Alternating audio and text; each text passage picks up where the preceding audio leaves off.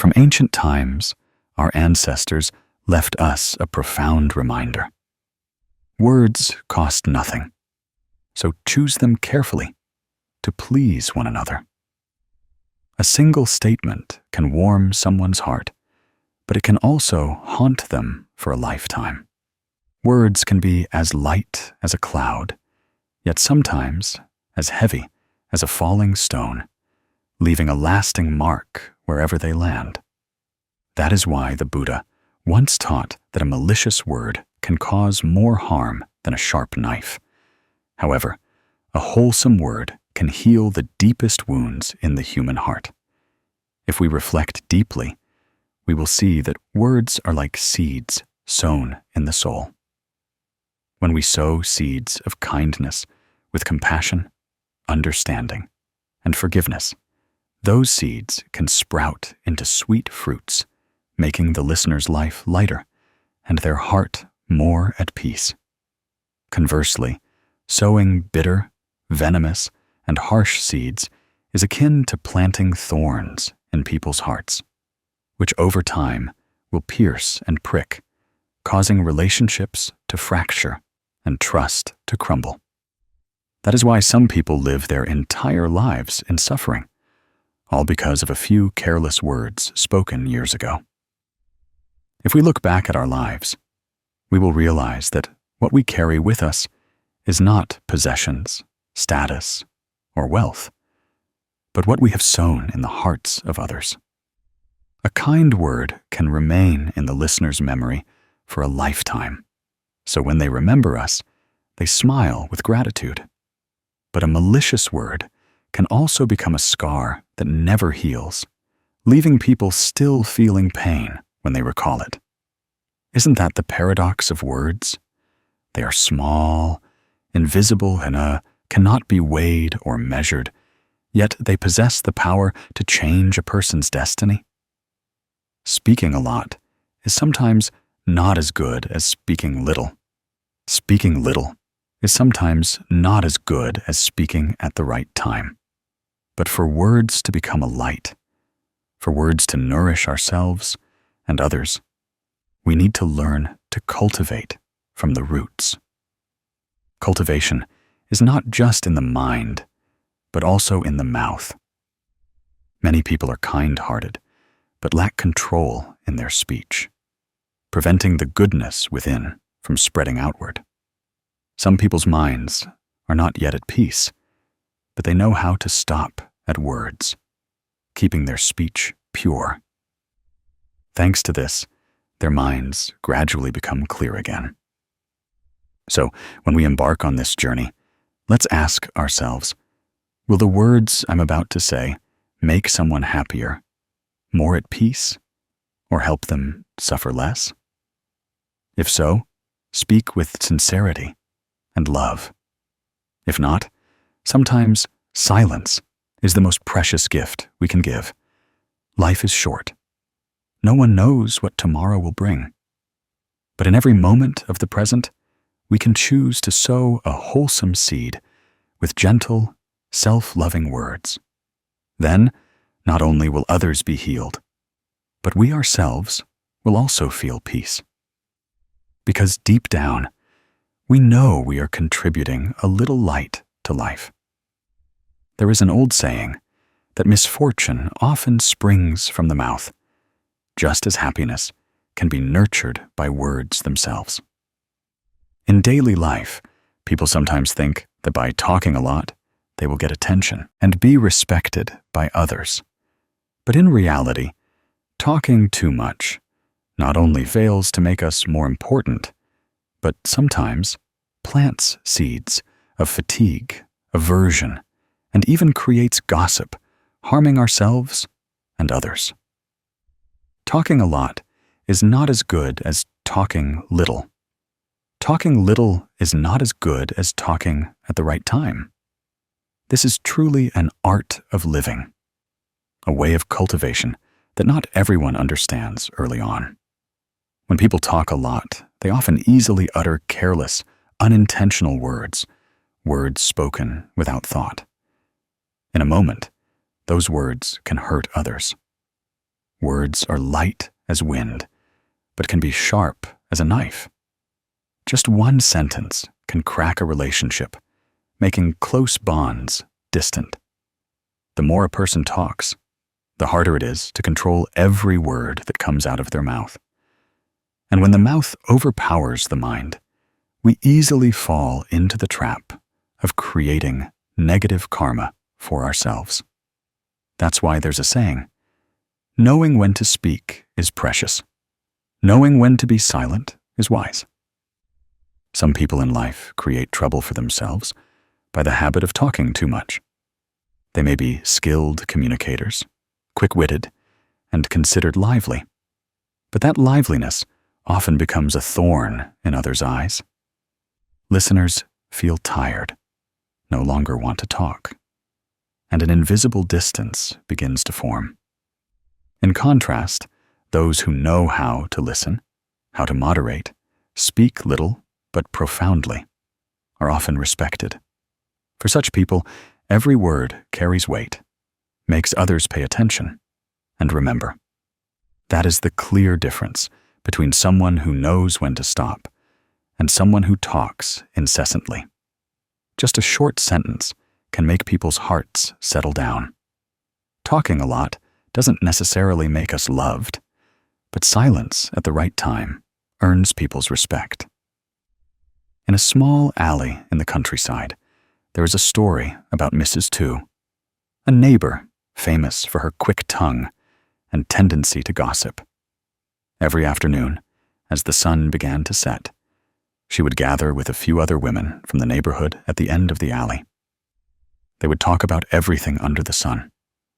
Initially, everyone considered it a daily pleasure, but gradually, those stories were no longer harmless.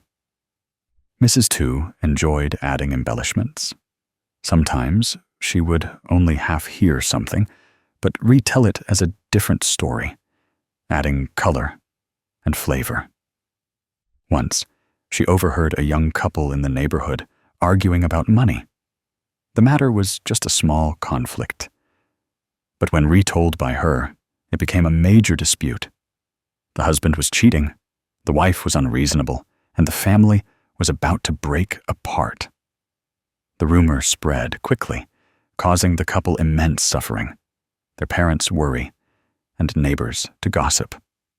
The family, already in a small storm, now faced a tempest. Much later, when the truth came to light, everyone understood that it all stemmed from irresponsible, thoughtless words.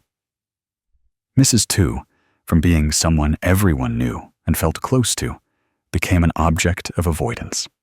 People no longer wanted to chat with her, fearing that a word spoken would turn into a painful arrow, returning to them. She herself felt ashamed, living a quieter life. But the scars that words leave in the hearts of others are not easily erased.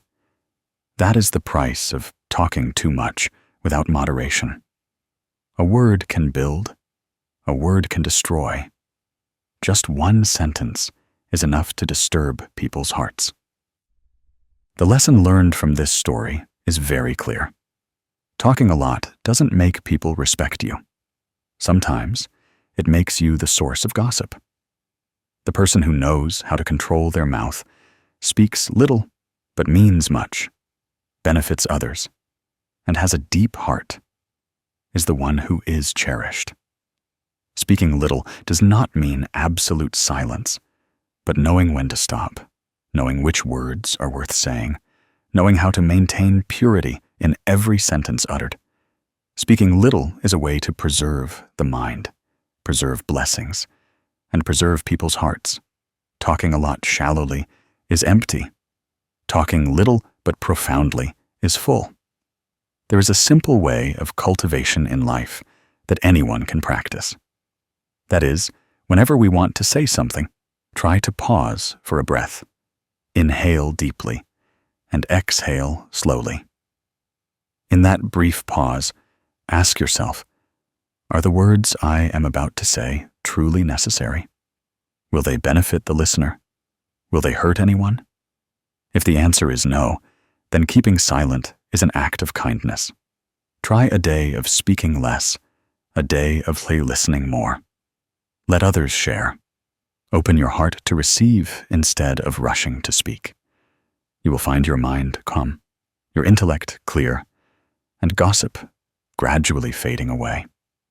When we practice silence, we will find our hearts like clear lake water, undisturbed, without waves, only peace. Words are like wind. When we know how to blow a cool breeze, people's hearts will soften. But if the wind is poisonous, trees will wither, and leaves will perish. A kind word can resolve hatred. A malicious word can create more injustice. That's why it's said that cultivating the mind is not enough. One must also cultivate the mouth. Keeping the mouth wholesome is also keeping the mind wholesome. Keeping the mind wholesome is also keeping one's karma wholesome. A person who knows when to speak little and when to be silent will live a life that is hard to be swept away. Such a person carries lightness and peace wherever they go. Therefore, speaking a lot is not as good as speaking little. Speaking little is not about losing one's voice, but so that every word spoken has value.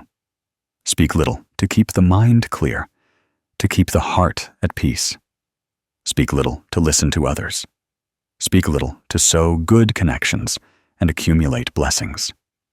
Abundant peace, and above all, speak little to live authentically, so that words and mind are in harmony, with no distance between them. Remember, words cost nothing, so choose them carefully to please one another. But choosing words is not about artificial cleverness, but about a sincere heart and an awakened mind. Then, benefits will multiply, and benefits will illuminate an entire life. Talking a lot is not as good as talking little.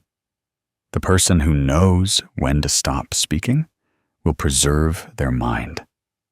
The person who knows how to listen will preserve relationships. The person who knows when to be silent will preserve blessings.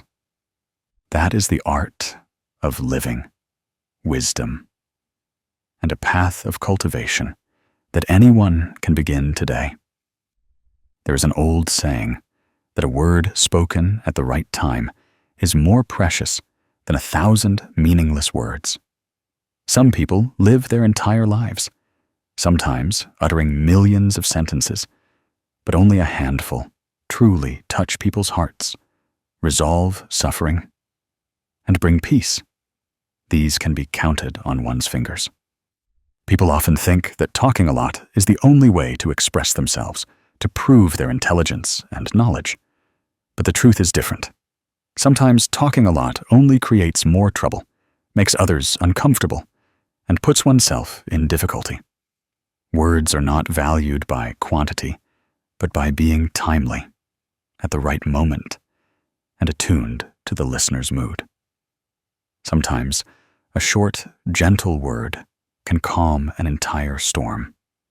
And sometimes, silence is also a kind of language, the wisdom of one who knows how to choose the right moment.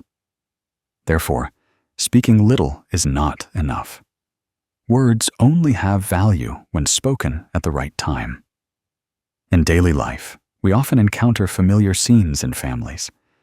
When parents are angry and children respond with harsh words, it's like adding fuel to the fire. But if one of the two knows how to stop, or just says enough, choosing the right moment to explain, the anger can dissipate. The same applies to work. Many people talk a lot in meetings, but few truly listen.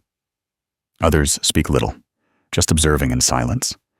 But when the right moment comes, they gently offer an opinion that immediately clarifies things for everyone. That difference lies in their ability to choose the moment. Ultimately, the art of words is not about fluency, but about mindfulness, knowing when to speak, when to remain silent. The story of Hung, a young employee in a small company, is a testament to this. That day, the company had an important meeting to propose a new business plan.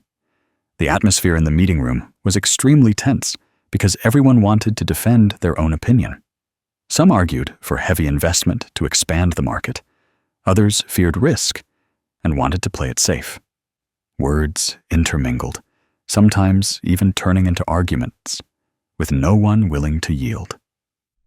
The atmosphere was heavy, seeming impossible to reach a conclusion. Hung sat silently throughout the meeting. He didn't interject when people were arguing, nor did he try to prove his cleverness. He listened to everything, paid attention to every word, and noted every viewpoint. Then, at a moment when the whole room fell into tired silence after many hours of debate, Hung softly spoke. Just a concise sentence. Perhaps we are forgetting our main goal, which is how to get our product into the hands of customers in the best way possible. So instead of arguing about who is right or wrong, maybe we should consider what is the least harmful path for the team. Hung's words were not long, but the entire room suddenly quieted down. Everyone looked at each other and nodded. Indeed, they had fallen into a debate of who was better, forgetting their common goal. And it was Hung's timely intervention that opened a new direction. The meeting finally concluded with consensus, and everyone admired the young employee. Not because he spoke eloquently, but because he knew how to choose the right moment to say what needed to be said. This story reminds us of a simple truth. Talking a lot isn't necessarily beneficial, but speaking at the right time can change the entire situation. Words spoken at the right time are like a cool drop of water falling on dry land, like a lamp lit in the dark night. They not only touch the mind, but also stir the heart of the listener. A timely word can resolve conflict and bring peace. Conversely, an ill-timed word can break relationships and sow more suffering. In Buddhist teachings, speech is called Kao Nyep, karma of speech. Kao Nyep is the result created by the words we utter every day. Some people create merit through words because they use words to comfort, encourage, and share. But others create negative karma by speaking harsh words that hurt others. The Buddha once taught that if a word is spoken at the wrong time or in the wrong place, it is no different from a sharp knife that can cut into a person's heart. Therefore, cultivation is not only about cultivating a kind heart, but also about cultivating a pure mouth. A good heart with a bad mouth diminishes merit. Sometimes we think that we just need to say a lot to express our feelings, to make others understand us. But actually, the skill lies in speaking at the right time, like planting a seed. If sown in the right season, the plant will grow well. If sown in the wrong season, the seed will rot. Words are the same. When spoken at the right time, they sprout joy. When spoken at the wrong time, they only bring sorrow. Speaking little is knowing how to guard your mouth, but speaking at the right time is wisdom. A wise person is not someone who has many words, but someone who knows how to choose their words. To practice this in life, we can start by listening more. Listen not only with your ears, but also with your heart. When listening to others speak, don't rush to interrupt. Don't get angry and rebut, but take a deep breath and look to see what fears or aspirations are hidden in their words. When we understand, we will naturally know when to speak and how to speak. A small exercise is to try to be silent for 3 seconds each day when talking with family members. Before responding, those 3 seconds are enough for us to recognize our emotions so that words are not driven by anger or haste. And it's also enough for us to choose a gentle, constructive way of speaking. Another practice is to write down the sentences we often want to say, but may not necessarily need to say. When we write them down, we will realize many things that are just fleeting emotions, which, if spoken out loud, would only upset others. Write to reflect, to remind ourselves that not everything we think needs to be spoken aloud. Words are like arrows. Once released from the bow, they are hard to retrieve. So practice holding back, choosing the right moment before speaking.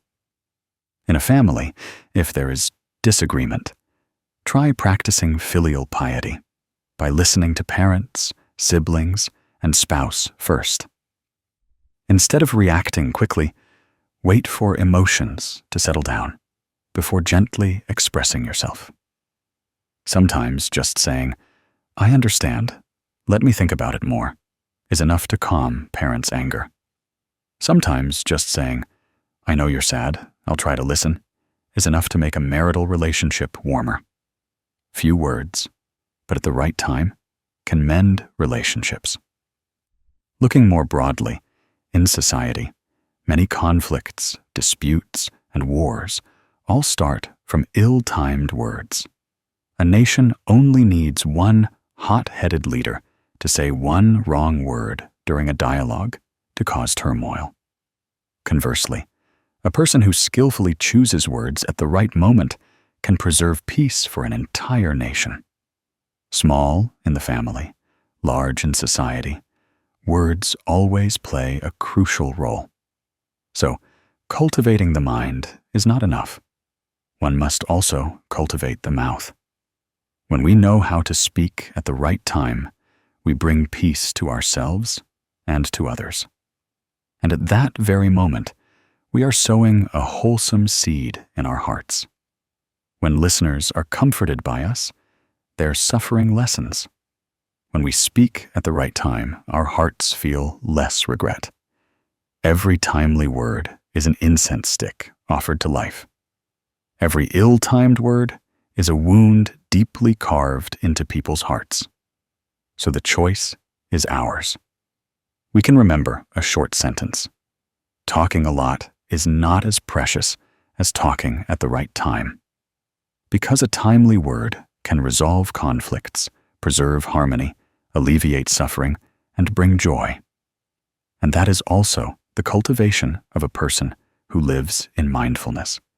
The ancients had a saying, "Misfortune comes from the mouth, and blessings enter through the mouth." Words are one of the profound root causes that guide our lives toward peace or suffering.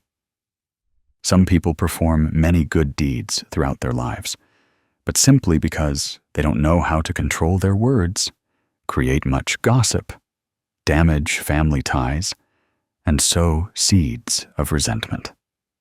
Others do nothing particularly grand, but thanks to a kind word, a gentle statement, they warm the hearts of those around them, and their own minds become clearer. This shows that cultivation doesn't stop at the mind, but must also manifest through the tongue.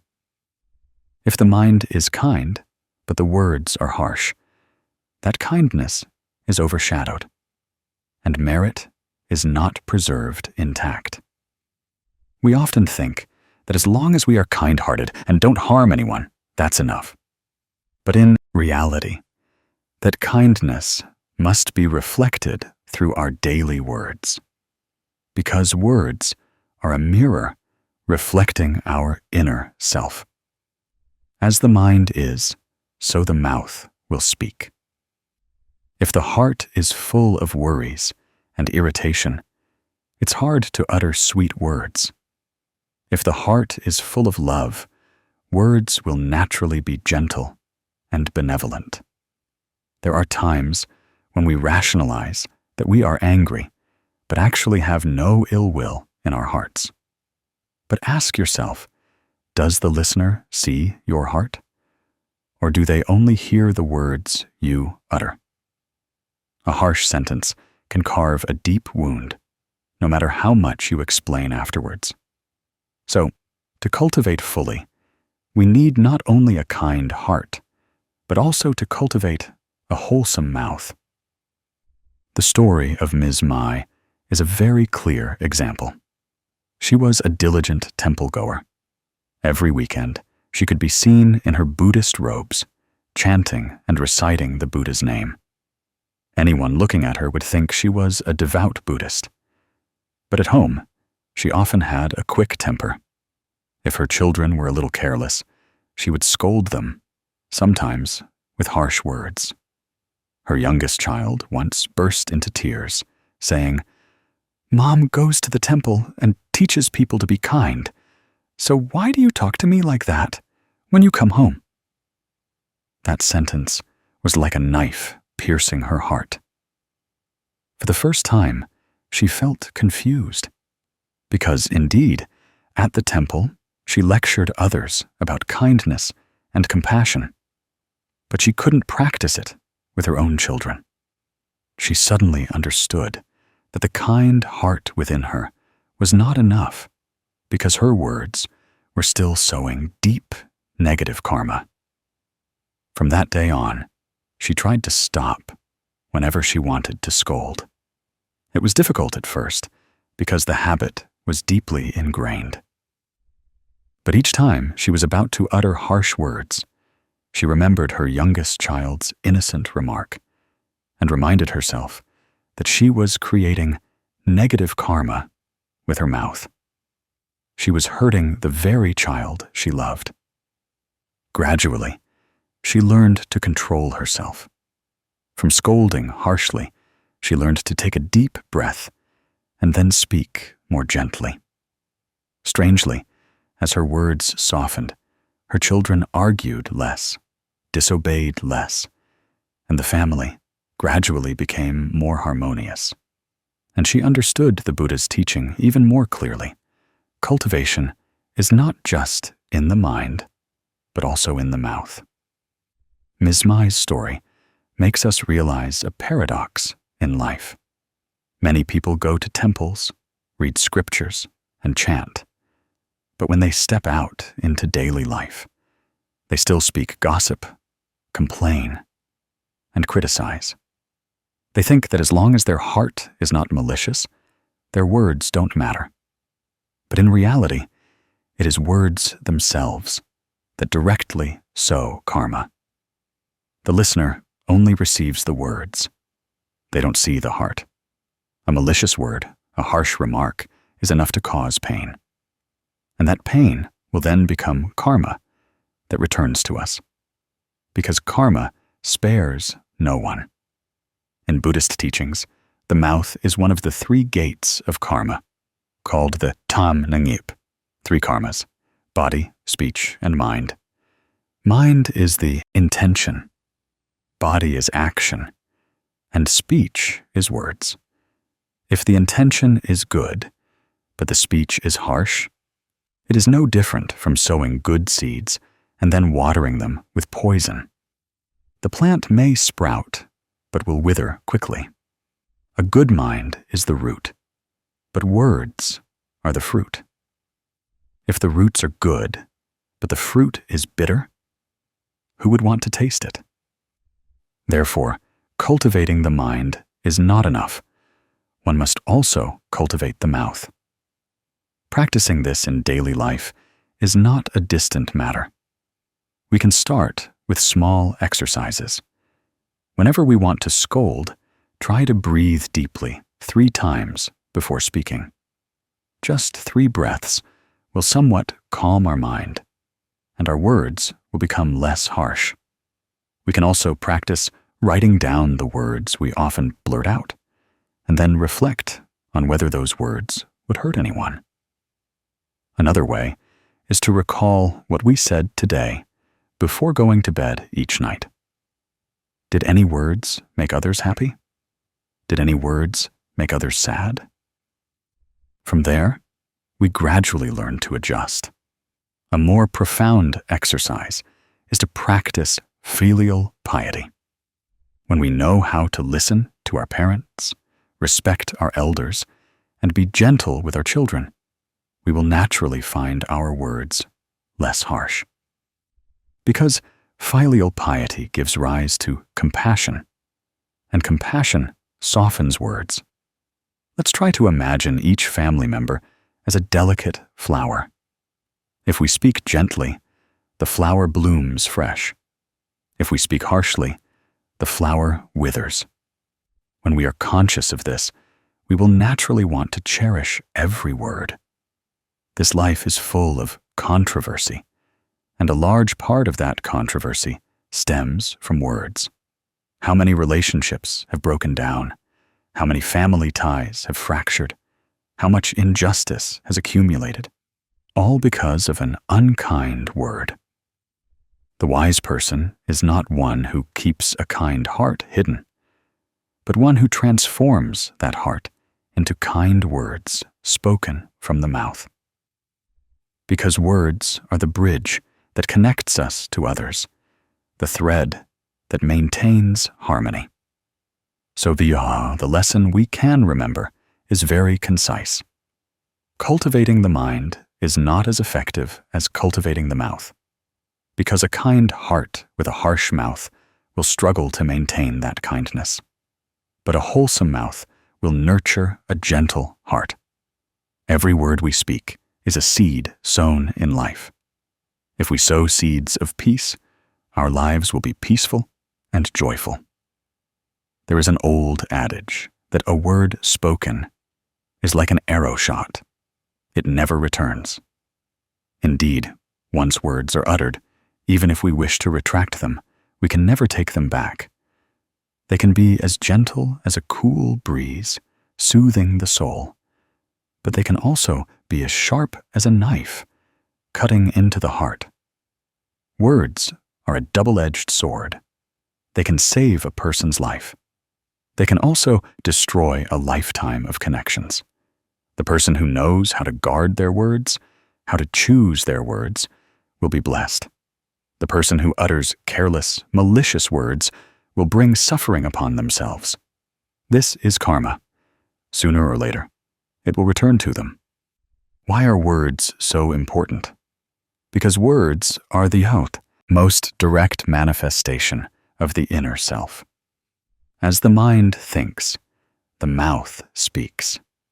Words not only convey thoughts, but also carry energy. That energy can uplift, or it can knock down. A word of comfort in someone suffering can save them from despair. But a harsh word spoken in anger can hurt them so deeply that they never forget it. Therefore, words are never just fleeting wind. They are seeds sown in people's hearts, and those seeds will sprout, thriving or withering, sweet or bitter, depending on how we sow them. In daily life, we witness countless breakdowns simply because of a single word spoken in anger. People love each other for decades, bound together for half a lifetime, but just one argument, just one harsh word, can turn affection into estrangement. Conversely, there are situations where just an apology, a kind word, has mended cracks and alleviated resentment. A word can be medicine, or it can be poison. A double-edged sword used to save people becomes medicine. Used to harm people, it becomes a disaster. The story of Mr. Nam is a clear illustration. He was a husband who loved his wife and children. But during an argument, in anger, he blurted out, "Just disappear. I don't need you." Just 5 words, but they left his wife stunned. She didn't cry. She just silently packed her belongings and took the children to her mother's house. The home they had built over many years suddenly fractured. Mr. Nam later regretted it immensely because, in reality, he never wanted his wife to leave. Those words were only spoken in a fit of rage, but they had become a knife wound to their happiness. He sought her out to apologize, hoping to reconcile, but his wife's emotional wound was too deep. Just one sentence had cost him his entire home. That story reminds us that words spoken in anger are like fire. Once unleashed, they can burn down everything we painstakingly built. They say anger is a mad wind, and the mouth is a flamethrower. Just a moment of not controlling the mouth can burn down affection and destroy trust.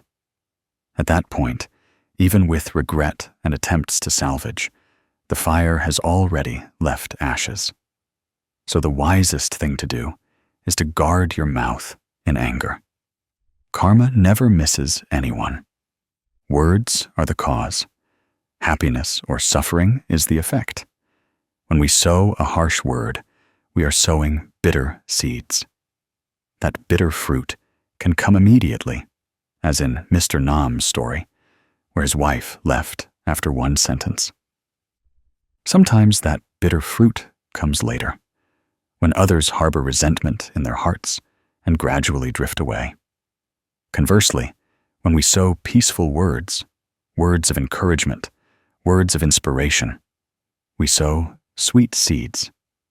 That sweet fruit is trust, bond, and strong human connection. In Buddhist teachings, there are 4 types of unwholesome speech: lying, divisive speech, harsh speech, and idle chatter. These 4 types all sow karma that leads to unfavorable results in future lives. A lie can break trust. Divisive speech can separate friends.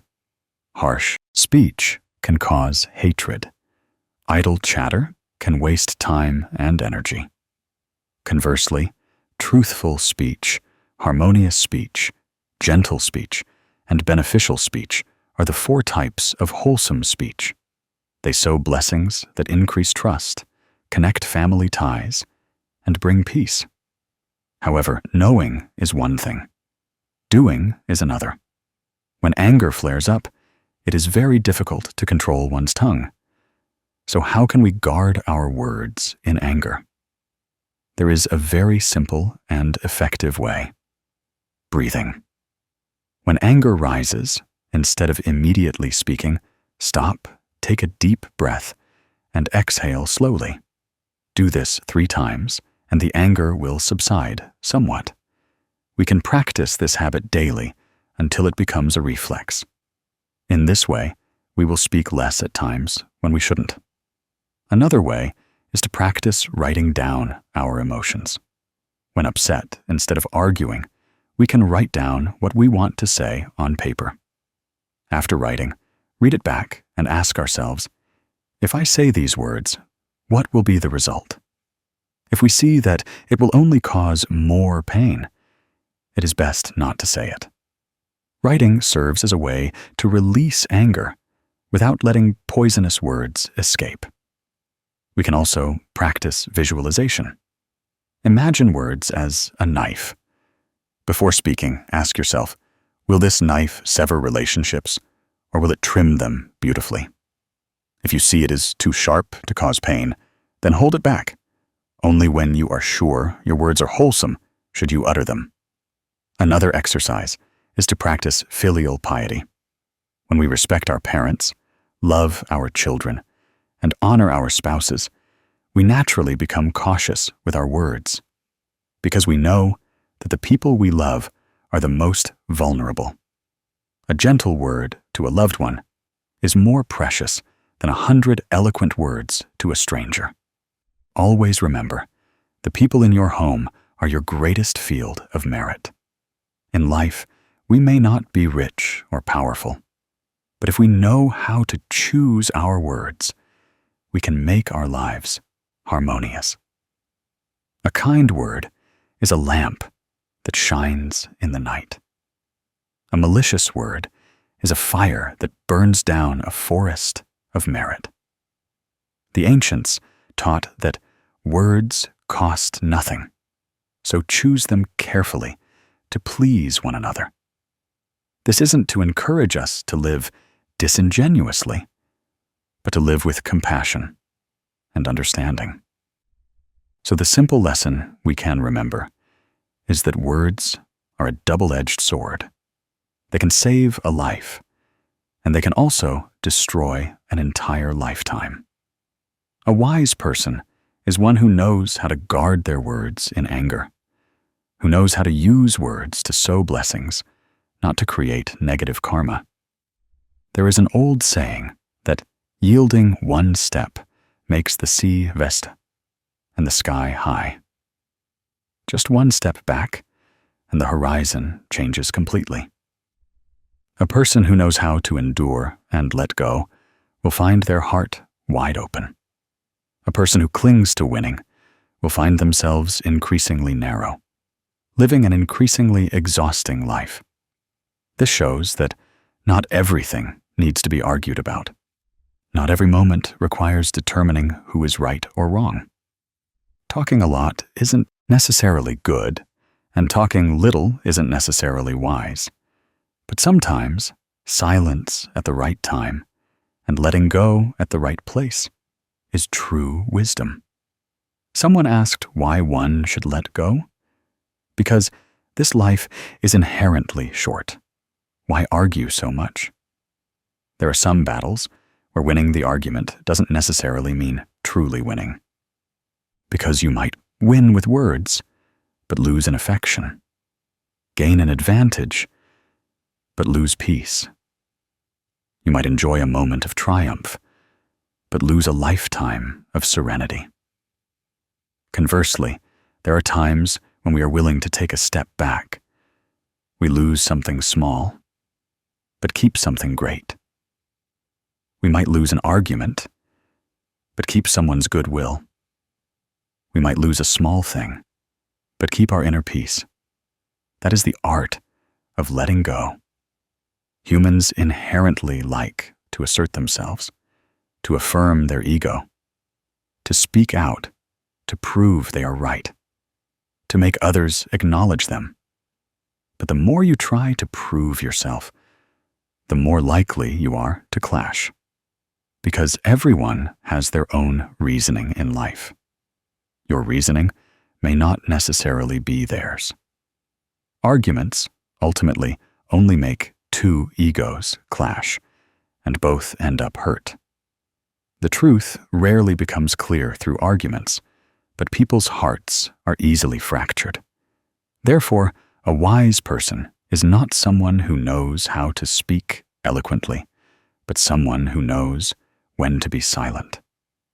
The story of Mr. Bin is a simple illustration. One afternoon, on a village road, a young man, rushing on his motorbike, accidentally collided with Mr. Bin's bike. The bike was slightly scratched, and the young man's knee was scraped. The young man quickly stopped, but instead of apologizing, he appeared annoyed and spoke loudly, ready to argue. If it were someone else, they would probably react fiercely, shout, and then both sides would get into a scuffle with unpredictable consequences. But Mr. Bin just smiled gently and said, "It's okay. Just be more careful next time." With just one gentle sentence, the storm subsided. The young man naturally felt ashamed after hearing that. He silently walked his motorbike away and softly apologized. Everything went smoothly, without noise, without arguments.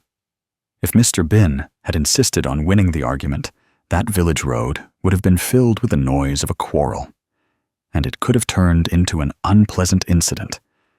But thanks to a smile and a word of forgiveness, everything was resolved. Mr. Bin understood that maintaining peace in the heart is more important than winning an argument with words. A scratched bike can be repaired, but a fight or a grudge can have unpredictable consequences. Reflect on it. Life is often like that.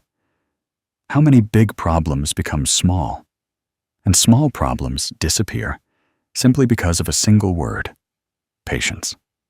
Someone harms you a little, you harm them back, and then they harm you again. It's a never-ending cycle. But if you are willing to let go and stop, resentment has no ground to grow. Being patient once extinguishes a fire. Letting go once stops a wave. Some people say that enduring like that is a disadvantage. But consider which is greater: the disadvantage of a minute compared to the peace of a lifetime. A person who is unwilling to endure is always tense, and thus always tired in life. A person who knows how to be patient lives a life as light as a cloud, a single step back. And the sea is vast, and the sky high. These are not empty words, but the true experience of many who have gone through storms. The Buddha taught that in all resentments, only letting go is the ultimate solution. Resentment linked to resentment creates injustice. Hatred linked to hatred creates negative karma. Only forgiveness, only letting go, can cut that cycle. When Mr. Bin smiled and said, "It's okay," he not only forgave the other person, but also forgave himself. He forgave so his mind wouldn't be entangled in anger. He forgave so his heart wouldn't harbor troubles. In truth, the art of letting go begins with understanding. Understanding that life is impermanent. What happens today will become the past. Understanding that winning or losing ultimately only depletes you. Understanding that what is worth keeping is not victory, but peace of mind. When you understand, you naturally let go. Letting go is not because of weakness, but because of strength. Letting go is not due to inferiority, but due to profound insight. In life, we can practice letting go with very small actions. When someone annoys us, instead of reacting immediately, we take a deep breath and exhale slowly. Practicing 3 times, we will find the anger subsiding. That is the first step of letting go. Or we can practice writing down the things that bother us. Write them down to channel all the irritation onto the paper, then tear it up. When we tear the paper, it is also the moment we let go with it. Another way is to imagine ourselves standing on a high mountain. Everything below is just like a small stream of people, like a leaf floating on a river. When looking from above, we will see big problems become small, and small problems disappear. Letting go is also an art within the family. When a husband and wife argue, sometimes just one person yielding can calm the storm. Just one sentence, "Okay, let's not talk anymore," can keep the whole house warm. If both insist on winning, the house will become cold. Family ties sometimes break, not because of big issues, but because of too many small issues where no one is willing to yield. Yield a little. Love each other more. It's the same in friendship. If a friend offends us, we can choose to forgive instead of blaming. A simple "it's okay" can sometimes save a 10-year friendship. Conversely, one argument can turn friends into strangers. A person who knows how to let go will keep friends. A stubborn person will lose friends. Letting go is not just in words, but also in thoughts. When we can let go in our minds, our words naturally become gentle. When we still cling in our minds, our mouths will utter harsh words. A peaceful mind leads to peaceful speech. An agitated mind leads to agitated speech. Cultivating the mind is not enough. One must also cultivate the mouth, because the mouth is the gateway of the mind. Kind mind, kind mouth, kind life. Ultimately, we can remember a simple truth. Not everything needs to be argued about. Speaking one less word can sometimes preserve a lot of peace. Yield one step, and life is calm and peaceful. Let go a little, and the sea is vast, the sky high. The winner in life is not necessarily the one who wins with words, but the one who maintains peace of mind after everything. There is a saying that Zen Buddhist channel cherishes. Forgiveness in speech is opening a path for yourself. When we forgive, others are relieved, but more importantly, we ourselves are liberated. Because resentment is like a stone that we carry on our chests. The tighter we hold it, the heavier it becomes. Only when we put it down do we feel light. Forgiveness is not weakness, but strength. Compassion is not compromise, but wisdom. And a gentle word can resolve resentment that hundreds of arguments cannot. Have you ever felt angry at someone and carried that anger in your heart for many years? Every time you remember it, your heart aches, your throat clenches, and you want to say a few words to vent. But the more you say, the more it hurts. The more you recall, the heavier it becomes. Resentment is an invisible chain that binds the soul. In contrast, a word of forgiveness, a word of compassion, can break that chain.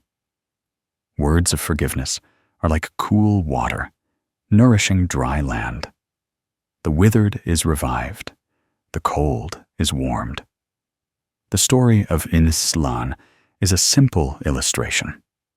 In the past, Lan and Han were best friends, so close that they told each other everything, sharing every joy and sorrow. However, one time, Lan heard that Han had carelessly spoken ill of her behind her back. Although it was only in a moment of weakness, only a few unintentional words, when they reached Lan's ears, they became a deep cut. Lan felt her heart crack, and their friendship drifted apart from then on. There were no more dates, no more conversations. Instead, there was silence, distance, and coldness between two people who had once been so close. Time passed, and a few years later, they accidentally met again. Han timidly approached, her eyes hesitant, her voice trembling. Lan, I was wrong before. I said things I shouldn't have. I apologize to you. A long silence fell. Lan stood before two choices. One was to reopen the old wound, letting the old anger resurface. The other was to let go, giving their friendship a chance to revive. And Lan chose to smile, saying only one sentence: "Let's put the past behind us." Just that one sentence, and both hearts felt relieved. Han exhaled as if a heavy burden had been lifted. Lan also felt her heart open up. The anger from years ago vanished like smoke.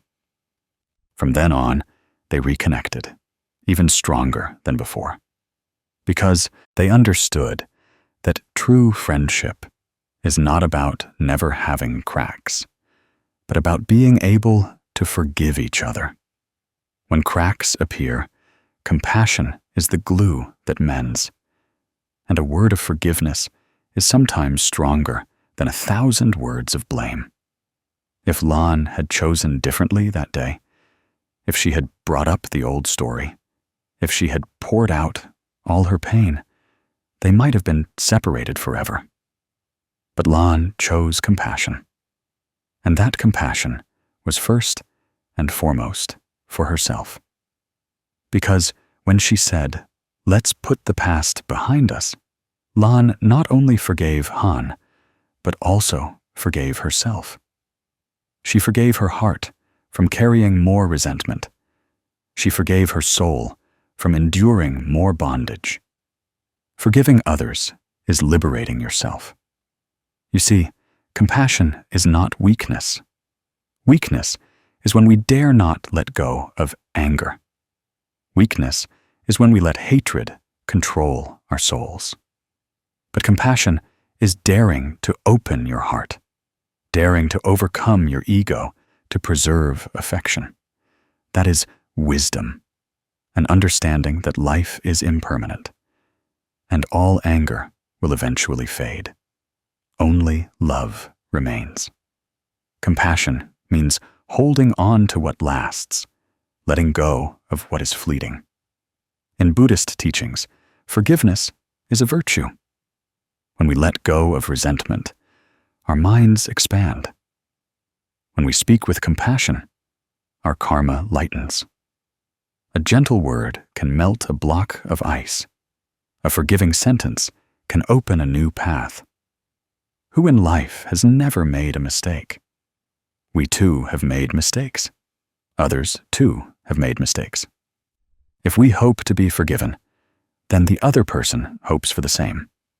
When we give compassion, we are sowing wholesome seeds, so that one day, when we make a mistake, we too will receive sweet fruit. Karma is inherently fair. You can try a small exercise. Recall someone who once hurt you. Don't rush to blame.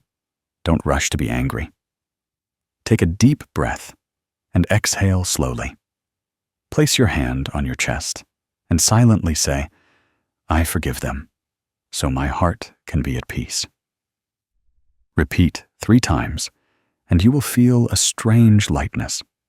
You can write a letter of forgiveness. No need to send it. Just write it to channel all the anger onto the paper, and then end with a sentence. "I choose to forgive."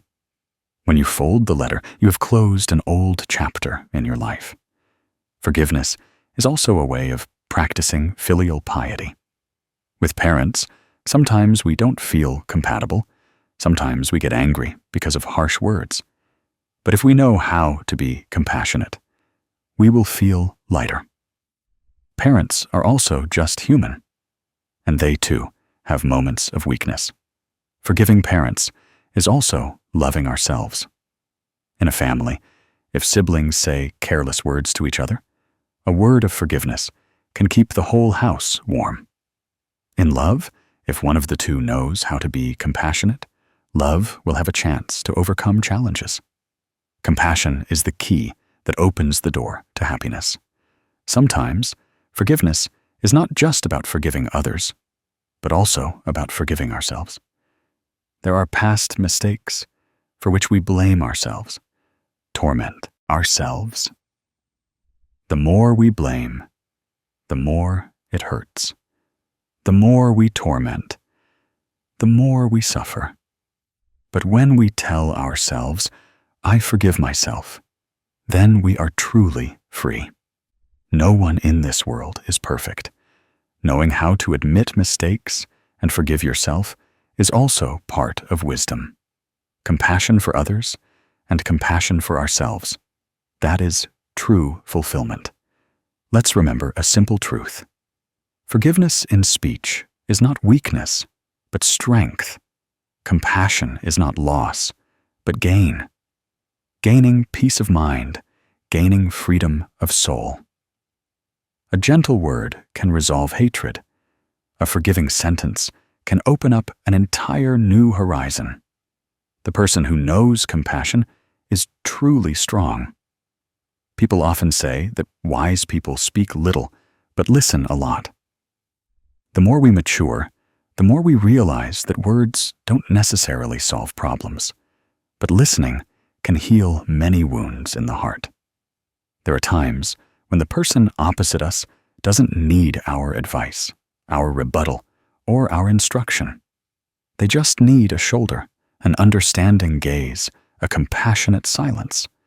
And that silence itself has more power than any advice. Speaking little and listening a lot, that is not passivity. That is wisdom.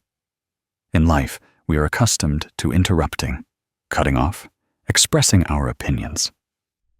We think we are helping others, but sometimes we only make them more tired. Because when they want to express themselves, what they need most is to be listened to. A person in pain doesn't need us to analyze right or wrong, but only needs us to be silent so they can speak everything out. Because when their feelings flow, their hearts naturally lighten. And it is in the process of being listened to that they find the answers for themselves. Thus, listening is also a form of cultivation. In Buddhist teachings, right speech is not only about speaking truthfully and compassionately, but also includes knowing when to be silent and when to listen. Words can build or destroy, but listening can only build. Listening is sowing peace for others, and at the same time, nourishing peace for ourselves. The less one speaks, the more one listens. The more one listens, the more profound one becomes. Because understanding comes from listening, not from arguing. There is a small story that the Lin Buddhist channel always remembers. It is the story of Mr. Sao and his teenage grandson. The grandson was 17, an age of many changes, many conflicts, many desires to assert himself. The boy was often irritable, easily annoyed by everything around him. One day, he sat before Mr. Sao, complaining about everything. Friends didn't understand him. Parents were overbearing. Teachers were strict. He talked on and on, his voice full of frustration, tears welling up. Mr. Sao sat there silently, not interrupting, not cutting him off, and not rushing to advise. He just nodded, his eyes gentle, his hand resting lightly on his grandson's shoulder. He listened to every sob, every complaint. He never said, "You're wrong," nor did he say, "You should do this, you should do that." He just let his grandson pour out everything he was holding inside. And something strange happened. After a while, the boy himself felt relieved. His voice shifted from tense to slow, from irritated to calm. He stopped, wiped his tears, and sighed.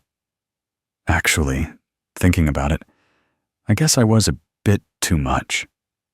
Maybe I should try talking to Mom and Dad more gently. Mr. Sao then softly smiled. He didn't need to teach, didn't need to analyze. His silent listening opened a space for his grandson to reflect on himself. His grandson didn't need advice. He just needed someone to talk to.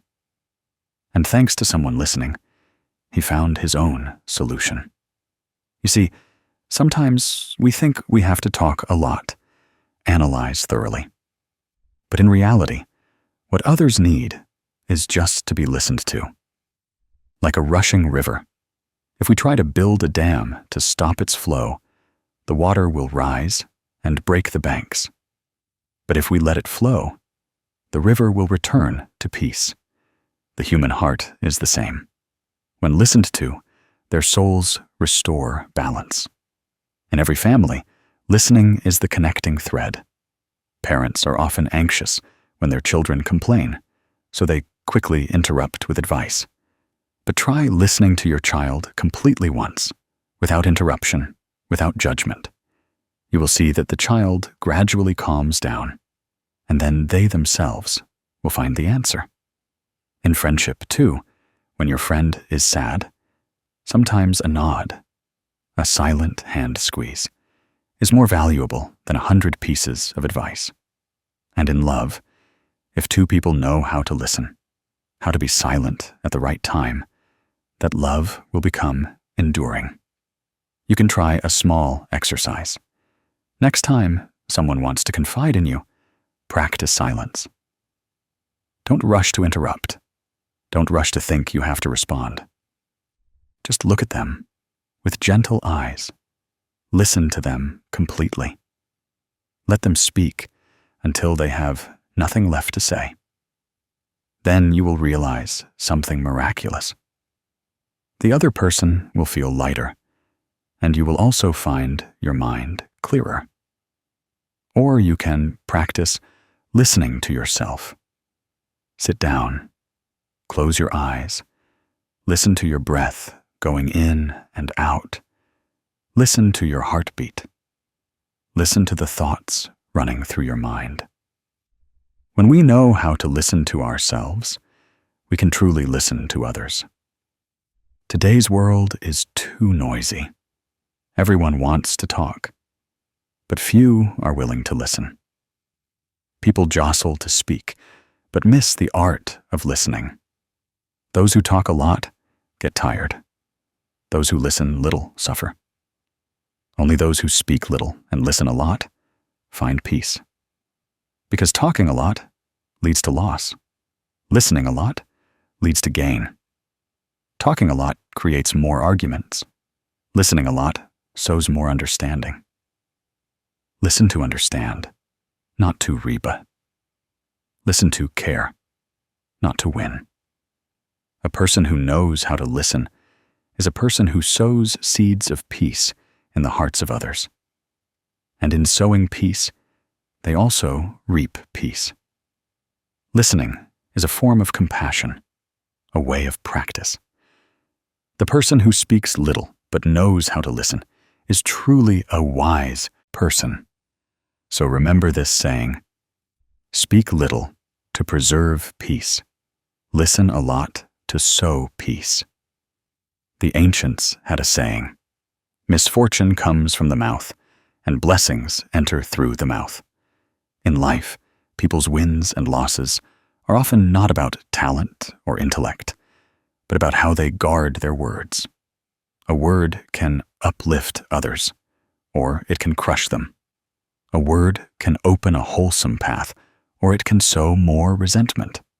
Therefore, preserving virtue in speech, meaning keeping one's words gentle and kind, is preserving blessings for oneself. The person who knows how to maintain virtuous speech will naturally attract blessings, because the mouth is the gateway of the mind. When the mind is at peace, the words are gentle. When the words are gentle, blessings accumulate. Sometimes we think that words are just fleeting wind, spoken and then gone. But in reality, words never disappear. They remain in the listener's heart, either as a wound or as a comfort. A wound may heal over time, but comfort stays with a person for a lifetime. That is why karma of speech, kau nyep, is the heaviest of all karmas. Making a mistake can be corrected. Having a wrong thought can be changed. But once harsh words are uttered, even if we apologize, the imprint remains in the other person's heart. Therefore, speaking is one of the most important aspects of cultivation. There are people who perform good deeds throughout their lives, giving generously. But just one malicious word is enough to make others shun them. There are people who do not have much wealth, but thanks to their gentle way of speaking, they are loved and helped wherever they go. Therefore, words are the calling card of the soul. People with virtuous speech are respected wherever they go. Those who often sow gossip or speak ill of others, no matter how talented, ultimately only bring loneliness upon themselves. Zen Buddhist channel remembers a beautiful story that warms my heart every time I think of it. The story of Teacher Tui and her poor student. Back then, in her class, there was a small child whose family was very poor. The child often wore old clothes, his books were tattered, and often his meals were not enough to fill him. Because of this, he became the target of ridicule from some classmates. Sometimes, as he sat down at his desk, a few kids would giggle, and some would utter taunting words. These seemingly harmless words would make the child blush, bow his head, and his eyes well up with tears. Teacher Tui witnessed everything, but instead of scolding or blaming, she quietly called the whole class together. Her voice was gentle, but every word was profound. She said, "Every person is born into different circumstances. Some friends are fortunate enough to have everything provided by their parents, while others have to endure many hardships. But the value of a person does not lie in the clothes they wear, nor in a new or old school bag. The value of a person lies in their heart, their resilience, and their tireless effort." She gently looked at the class and then slowly added, "Children, just imagine, if one day you yourselves fall into difficult circumstances, would you want your friends to laugh at and mock you? Words of ridicule can kill a dream, but words of encouragement can revive a dream." The whole class fell silent. The eyes that were playful just moments ago were now cast down. The poor child still had tears in his eyes, but in his heart, a warmth he couldn't describe welled up, because for the first time, he felt that someone was on his side. Someone was protecting his small self-esteem. From that day on, no one dared to mock him anymore. On the contrary, many friends began to share, giving him notebooks, pens, and pieces of cake. And Teacher Tui continued to observe silently, occasionally encouraging, occasionally reminding gently. Many years later, that poor student grew up.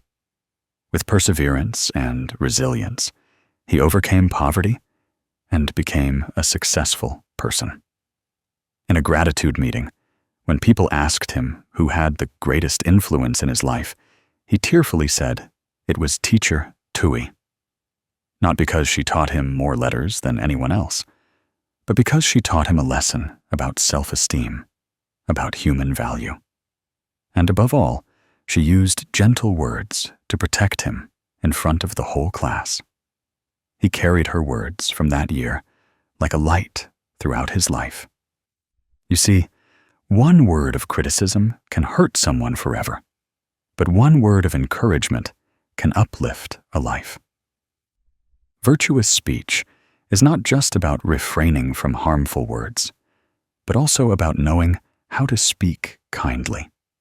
It's not just about avoiding gossip, but also about knowing how to offer comfort. Upholding virtuous speech is the path to accumulating blessings. A person who upholds virtuous speech, their words are like cool summer water. Anyone who hears them feels at ease. In daily life, we easily get caught up in gossip. Sometimes, unintentionally, we join friends in talking about others. Sometimes, in anger, we utter harsh words. But remember, those words do not disappear. They will return to us according to the law of karma. Speaking ill of others, the harm may not necessarily reach them, but it certainly plants a negative seed in our own heart. Then that seed grows, causing us to lose blessings and joy. Conversely, when we uphold virtuous speech, we are keeping our minds pure. You can try a small exercise to cultivate virtuous speech. Every night before going to bed, Write down 3 kind words you said to someone that day. It could be a compliment, a word of encouragement, or simply a polite phrase. Then, also recall 3 times when you almost uttered angry words but managed to stop yourself. Write them down to see how you managed to uphold virtuous speech. If you happen to say something unkind one day, sincerely note it down to remind yourself to change tomorrow. In this way, virtuous speech will gradually grow, and blessings will accumulate accordingly. In the family, upholding virtuous speech is even more important. A parent's word to a child can become motivation, or it can become a wound. A spouse's word to each other can mend or divide. A sibling's word to each other can connect or distance. Therefore, consider carefully before uttering words. People say words are like arrows shot. They can never be retrieved. Better to be a little slow, a little silent, than to speak and then regret it. Among friends, upholding virtuous speech is preserving affection. Don't let a malicious joke ruin a friendship. In work, upholding virtuous speech is maintaining trust. Don't let an outburst make colleagues lose faith. And in social life, upholding virtuous speech is preserving one's character. Don't let gossip tarnish one's reputation. A person with virtuous speech is respected wherever they go. A person who often spreads gossip ultimately finds no true companions. In the end, everyone hopes to accumulate blessings. But blessings are not far away. Blessings begin with the mouth. When the mouth speaks kind words, blessings gather. When the mouth speaks harsh words, blessings depart. Upholding virtuous speech is preserving blessings for one's life. So remember this: keeping your words gentle is keeping blessings for yourself. There's a saying that I deeply cherish. Sometimes just a gentle word is enough to change an entire life. We often think that to help someone, we need money, status, power. But often, what the other person needs most is not material wealth, but just a word of encouragement, a warm phrase, a sincere smile. Words, though invisible, the energy they bring can heal the deepest wounds in the heart. A harsh word can make a heart bleed, while a kind word can save a despairing soul. Human life is inherently fragile, so maintaining virtuous speech is also maintaining healing energy for ourselves and others. Have you noticed that when we are sad, just having someone softly say, "It will pass. Try to be strong," already lightens half our burden? That sentence doesn't make the difficulties disappear, but it makes us feel that we are not alone. Just as in a storm, a small shelter is enough for us to take refuge. Words of encouragement are a shelter for the soul, helping people overcome the storms of life.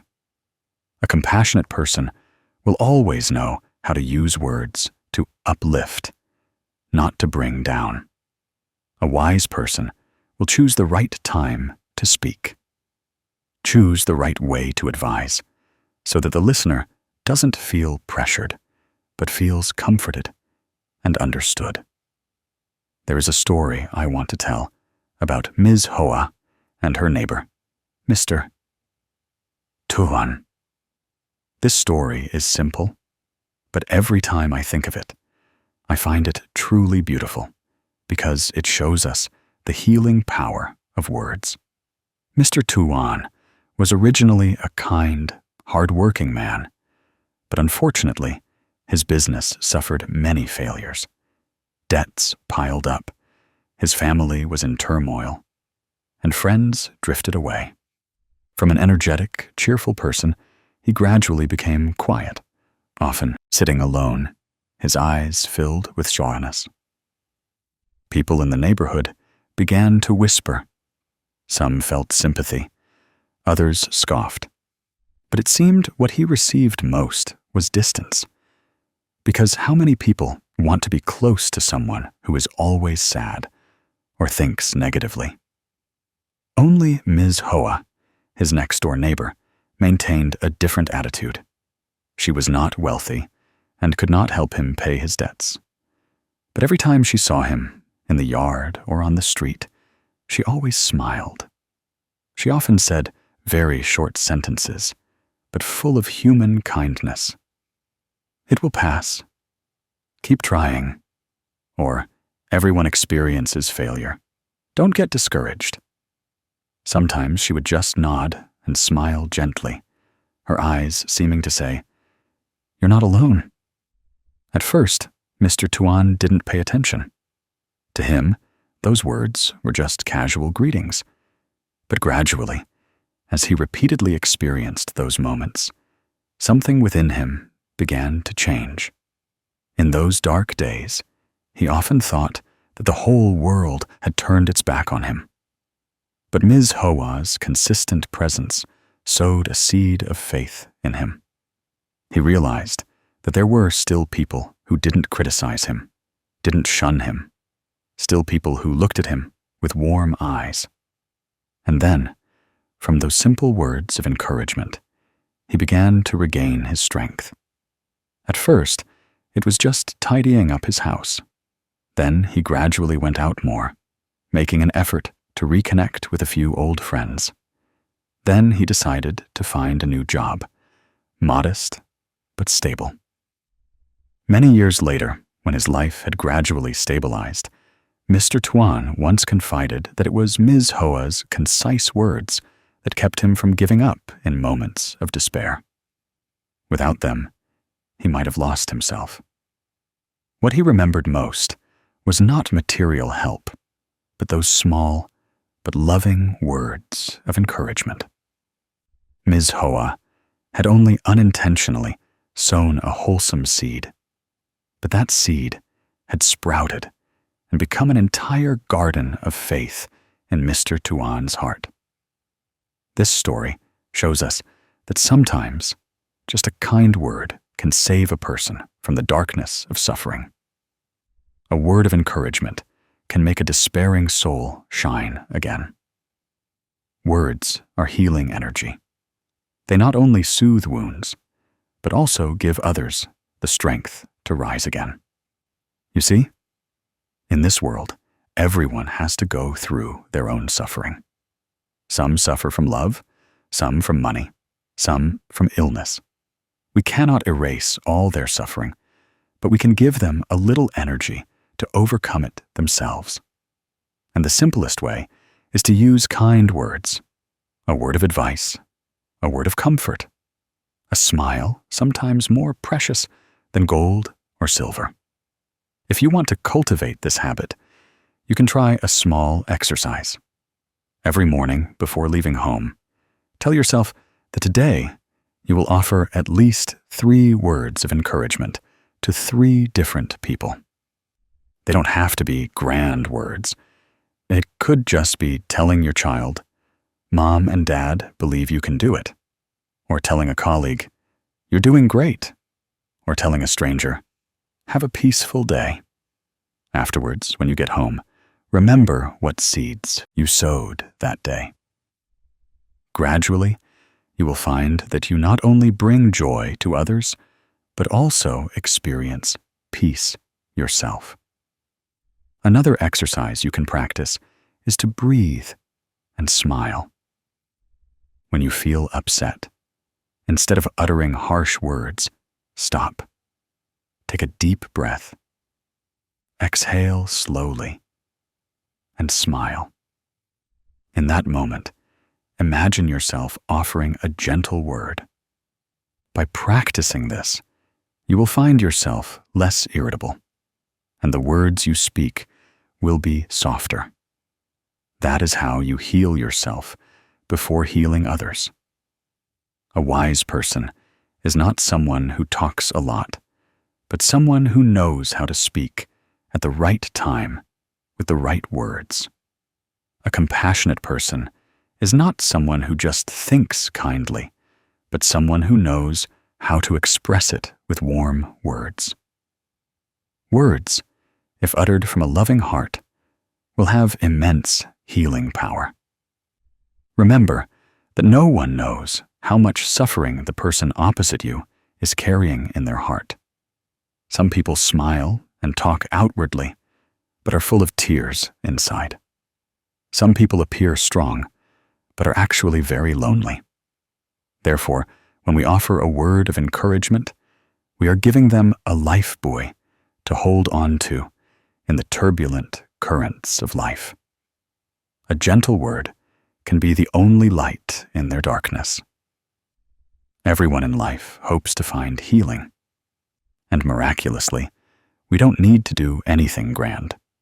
We just need to cultivate the habit of speaking kind words. That is both a way of cultivation and a way to accumulate blessings. Words can be a sword, but they can also be healing medicine.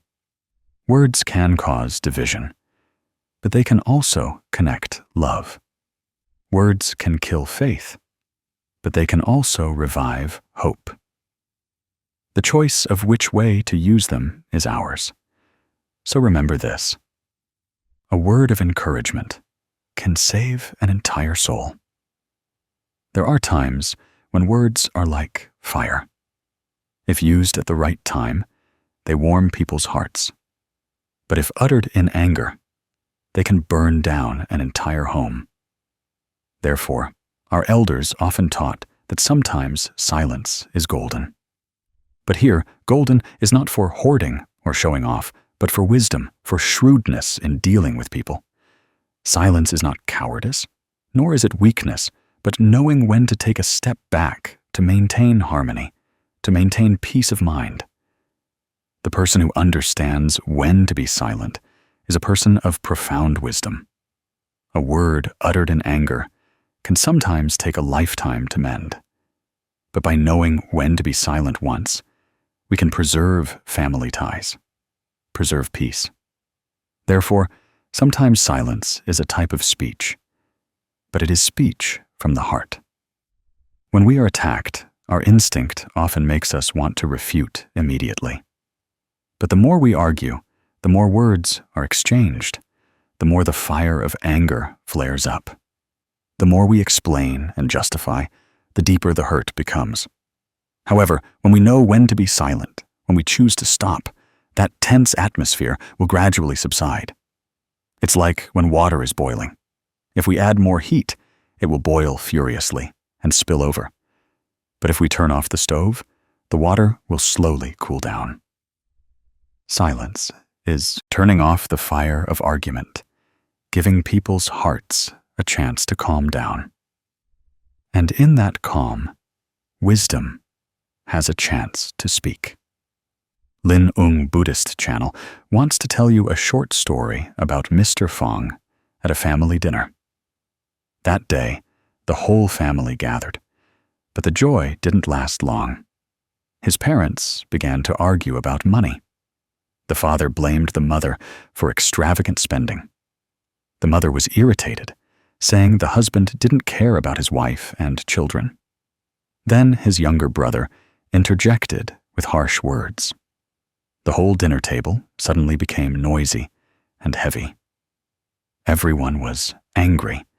Everyone wanted to be right. In that situation, Mr. Fong could have chosen to side with one party or speak up to mediate. But he didn't do that.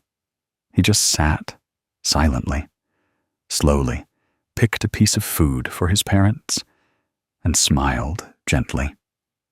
Throughout the meal, he did not add a word to the argument.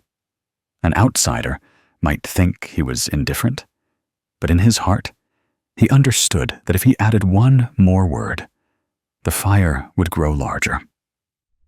So he chose silence. Silence to prevent the atmosphere from becoming too tense that it couldn't be salvaged. Silence, to give everyone time to vent their frustrations. When the meal ended, everyone sighed, feeling tired after the argument. It was then that he gently said to his parents, "I think everyone works hard for the family. Dad works hard, Mom takes care of everything. If we keep arguing, we'll only make each other more miserable. Why don't we try to discuss things together instead of blaming each other?" His words were not flowery or loud, but they came at the right time and made the whole family fall silent. His mother looked at his father and gently nodded. His father was no longer as angry as before. Thanks to his silence, that meal ended in peace instead of hurt. You see, silence is not indifference. Silence is a wise choice, because there are times when words accomplish nothing, but make things worse. But if we know how to step back and maintain a moment of calm, others will also gradually calm down. What is needed here is not eternal silence, but silence at the right time. Silence when the fire of anger is burning, so that words can be uttered later when people's hearts have settled. That is the art of silence. In life, we often encounter similar situations. Sometimes it's a debate with a colleague, sometimes a conflict with a friend, sometimes a complaint from a family member. If we always want to win, always want to say everything we think, the result is often that both sides are hurt. But if we know how to be silent, the situation has a chance to go in a different direction. Silence does not mean defeat, but yielding a step to maintain harmony. And when harmony is maintained, the relationship still has room to continue. To train yourself in the habit of timely silence, you can try a small exercise. Whenever you feel irritation rising in your heart, inhale deeply and then exhale slowly. In that moment, silently tell yourself, "I choose silence to maintain peace." Just one breath can help us avoid uttering words that hurt others. Once you get used to this exercise, you will find yourself calmer in situations prone to explosions. And when the mind is calm, our words will naturally become gentler, easier to be listened to. Another exercise you can try is to write down on paper what you want to say when angry. Write it down and leave it for a while. Then come back and read it. Often, you will find that those words are truly harsh, and if uttered, would certainly cause harm. When you realize that, you will learn to choose. Choose silence instead of hurting each other. Choose to wait instead of rushing. Choose peace instead of winning or losing. Silence is also a language. It says that you are mature enough not to be drawn into the whirlpool of anger. It says that you value the relationship more than your ego. It says that you understand the value of peace. And sometimes it is silence itself that makes others reflect and adjust themselves. Silence can be the most powerful advice, yet it is spoken by saying nothing at all. The ancients often said silence is golden, but silence is not always right. Sometimes it is necessary to speak out to protect justice, to protect the vulnerable. But in arguments driven by ego, in conflicts driven by wanting to win, silence is wisdom. Because silence, at that moment, not only protects others, but also protects oneself. It keeps the mind pure, the heart at peace, and gives the relationship a chance to mend. Remember Mr. Fong's story. By choosing silence just once, he preserved harmony in his family. If he had also jumped into the argument that day, the meal might have ended in disaster. and the wounds in his family members' hearts would have lingered. But by being silent and then speaking at the right time, he transformed tension into understanding. That is wisdom that any one of us can learn. Silence is a way of cultivation. Cultivating the mind means keeping the heart from being agitated. Cultivating the mouth means keeping words from hurting anyone. And when we can preserve both our mind and our mouth, life will naturally be less painful. So engrave this. Sometimes silence is wisdom. There are times when we think that words are just fleeting wind, spoken, and then vanishing. But in reality, every word uttered is like a seed sown in the soil of the listener's soul. That seed can be wholesome, bringing forth fruits of joy, or it can be toxic, bringing forth thorns of suffering. Therefore, Buddhist scriptures often remind us that the karma of speech, kao nyep, is one of the heaviest karmas, because a kind word can create wholesome connections, bringing blessings to both oneself and others. But a malicious word can cause separation, create hatred, and sow seeds of suffering for future lives. Therefore, a wise person never takes words lightly. Such a person understands that every time they open their mouth, it is an act of sowing seeds. Whatever seeds are sown, so shall the harvest be. Talking a lot is not necessarily good. Talking little is not necessarily wise. But speaking wholesome words, speaking sincerely, always brings benefit. Sometimes just a brief word, a sentence of encouragement, can warm the heart of someone who is sad. Sometimes just a word of thanks is enough to make someone feel appreciated. Conversely, a word of scolding can cause someone to suffer for a lifetime. A harsh word can cause a family relationship to crack, never to be mended. Therefore, we must learn to use words as we use water to water plants. If the water is pure, the plant will be green and fresh, flowers will bloom. If the water is murky and dirty, the plant will wither and cannot grow. Lin Ung Buddhist channel wants to tell you about Mrs. Nam, a vegetable vendor at the market. People often think that selling vegetables is a laborious, difficult job, nothing remarkable. But it was in that very simplicity that Mrs. Nam sowed countless wholesome seeds. Every morning, she woke up at dawn, carrying her baskets of vegetables to the market. Rain or shine, she would sit at her usual spot. But what people remembered about her was not just the fresh vegetables, but her gentle smile and her loving words. To every customer, she would cheerfully say, "Thank you, dear. I wish you a peaceful day." People would hear it and feel a ray of sunshine in their hearts. A factory worker, coming home late, stopped by to buy some vegetables. She was tired, her face gloomy, but hearing Mrs. Nam's gentle smile and her kind wish, she unconsciously smiled back. A student far from home, sometimes only having a few loose change. But Mrs. Nam would still carefully wrap the vegetables and say, "Try hard in your studies, dear." Those simple words stayed with people throughout their day, and when they recalled them, they felt a warmth in their hearts. People loved her, not just because her vegetables were cheap, but because her words sowed seeds of kindness in them. You see, you don't need to do anything grand to create blessings. Just one kind word, one good wish, is enough to sow seeds of blessings.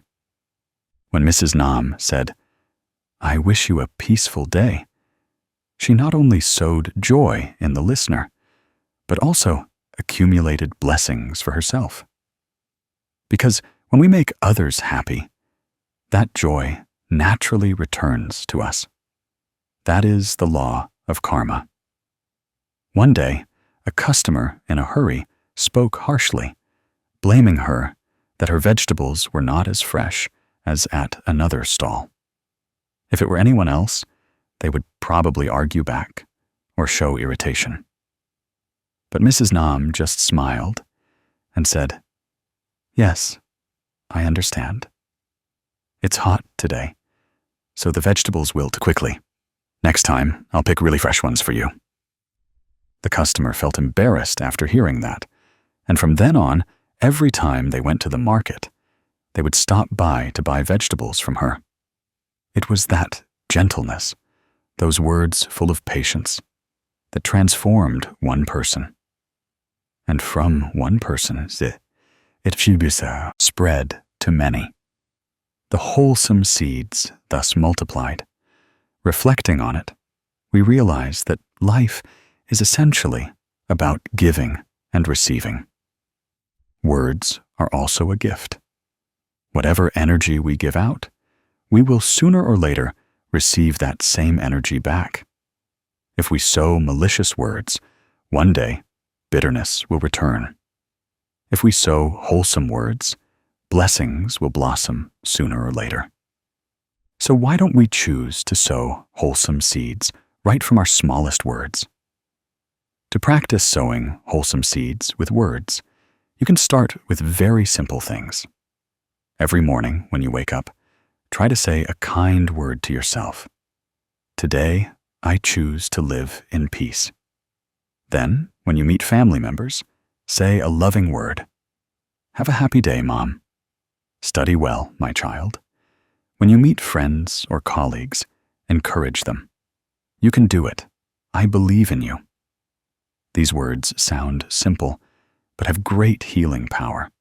They soothe anxieties, dissipate worries, and make others feel cared for. You can also try a small exercise. Every night before going to bed, write down 3 kind words you said that day, and then write 3 kind words you wish to say tomorrow. In just a short time, you will find your words gradually becoming gentler and kinder. And when words change, relationships also change. Life gradually changes. There is a beautiful parable that words are like raindrops falling on the soul. If it is pure rain, the soil of the heart will bloom. If it is toxic rain, the soil of the heart will wither. If we want our souls and the souls of others to bloom, then let us sow those pure raindrops. Every word of thanks, every word of encouragement, every blessing is one of those pure raindrops. And then one day, when we look back, we will see a garden of wholesome flowers blooming in our lives. Words cost nothing, so choose them carefully to please one another. This old folk proverb is simple yet profound. It reminds us that although words are light as wind, their weight can sometimes be heavier than mountains. They can uplift or they can crush. They can connect or they can divide. They can open the door to blessings or they can lead to negative karma. And everything lies in our own choice. So, from today, let's practice speaking sincere, wholesome words. Let's practice sowing seeds of blessings through every word, because when we sow wholesome seeds with our mouths, sweet fruits will come to us in our hearts. Words are seeds that sow blessings. A kind word also accumulates good connections. There's a saying that everyone nods to, but not everyone fully grasps its meaning. Words can soothe a broken heart, but they can also create a wound that lasts a lifetime. A knife cut on the skin will heal in time, but harsh, poisonous words uttered in anger can make a heart bleed forever. In family and friendship, what hurts us most is not the silence of strangers, but the careless words uttered by the people we love most.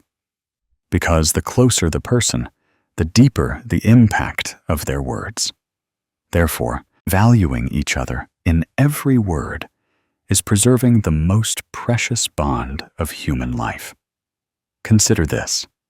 You can tolerate a judgment from a stranger. You can ignore random criticisms from someone you don't care about. But if those words come from your parents, your spouse, your close friends, they will pierce straight to the heart, leaving a wound that is very difficult to heal. That is because family and friendship are built on a foundation of trust and love. Once careless words fracture that trust, feelings will waver and hearts will close. Therefore, in close relationships, it is even more necessary to be cautious with our words. It's not always necessary to speak sweet words, but it is certainly important not to let words become an unintentional knife. I remember a story about two friends named Min and Nam. They had been close since childhood, going to school together, sharing every joy and sorrow. One could say they regarded each other as brothers. But one day, due to a small misunderstanding, Min lost his temper. In a fit of anger, he uttered insulting words to Nam. Those words were like a knife. Nam was silent, not responding, just turning and walking away. That silence was not agreement, but deep hurt. A few days later, when the anger had passed, Min began to feel empty. In the days without Nam by his side, he realized how important that friendship was. The words spoken in anger came back to him, and Min felt immense regret. He sought out Nam and honestly said, "I value you so much. It was just that I couldn't control myself at that moment. I hope you forgive me." Nam was silent for a while, then smiled, and from then on, their friendship became even stronger. It turned out that sincerity and a genuine apology had mended the crack, and that very incident made them understand that in friendship, careless words hurt even more than separation. The story of Min and Nam is like many stories in our lives. How many family ties, how many friendships have fractured because of angry words? How many wounds have been left because of harsh words? But at the same time, how many relationships have become stronger because of a timely apology, a sincere word? This shows us that although words are light, their power is immense. They can destroy, but they can also build. They can shatter trust, but they can also mend wounds. In family and friendship, words are not just sounds. They are the thread that connects hearts. When we use words to comfort, to encourage, we are adding a thread that binds. When we use words to blame, to criticize, we are unintentionally cutting that thread. So the important thing is not how much or how little we speak, but how we speak. Sometimes just saying, "I believe in you," is enough to give a friend the strength to overcome difficulties. Sometimes just saying, "Mom, thank you," is enough to warm a parent's heart. But sometimes just one careless word is enough to create distance. The Buddha taught that karma of speech is one of the 3 important karmas. Thoughts arise in the mind, but words are what manifest outwardly. Once words are uttered, they cannot be taken back. Therefore, cultivating the mind is necessary, but cultivating the mouth is even more important. Cultivating the mouth is not just about not lying, not speaking harshly, but also about knowing how to use words to sow love, to sow peace, Cultivating the mouth is learning to breathe slowly, think carefully before speaking, and choose words that carry healing energy. If you want to practice, try a small exercise. Each time you feel anger welling up, instead of reacting immediately, stop, take a deep breath, and then exhale slowly. Practice this 3 times, and you will find the anger subsiding and your words becoming less sharp. Additionally, every evening, try writing down 3 loving sentences you said during the day and 3 sentences you wish you had said. Gradually, you will realize that your words become gentler and more loving. Life is not without conflicts and misunderstandings. But if we know how to choose our words, conflict can turn into understanding. If we know how to humble ourselves and apologize, misunderstanding can turn into an opportunity for deeper connection. Like the story of Min and Nam, thanks to one clash, they appreciated each other even more. Because they understood that true friendship is not about never arguing, but about still wanting to sit together after every conflict. Like water and stone. Water is soft and seems weak, but over time it can wear down hard rock. Words are the same. A gentle word can dissipate much anger. A forgiving word can resolve much hatred.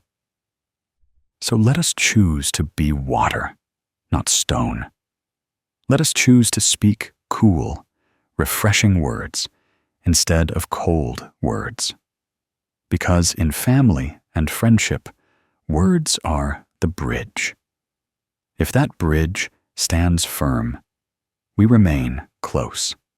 If that bridge collapses, we are miles apart. And so the lesson drawn is simple. In family and friendship, hurtful words hurt more than a knife. A knife cut on the flesh can heal, but words cutting into the heart still ache years later. So cherish each other in every word, because today's words are the seed sown, and tomorrow's family bonds are the fruit received. There's a saying that seems simple, but contains a lifetime of cultivation. The simpler, the more peaceful. Life is inherently short. No one lives forever to chase after superficial achievements, seeking flowery praise and fleeting compliments. Yet, how many people waste their lives pursuing extravagance, seeking eloquent words and fleeting praise, only to look back and realize that what people remember is not polished rhetoric, but sincerity, the simple authenticity that once touched their hearts. Simple, unadorned words can sometimes warm the heart more than 1,000 distant promises. In life, we often see people who speak many eloquent, beautiful words, but no one feels the truth in them. Conversely, there are people who speak only a few very short words, but everyone who hears them feels at ease, feels close, and wants to stay longer. That is because the power of words does not lie in their embellishment, but in their sincerity. Eloquence can make people admire for a moment, but sincerity makes people remember for a lifetime.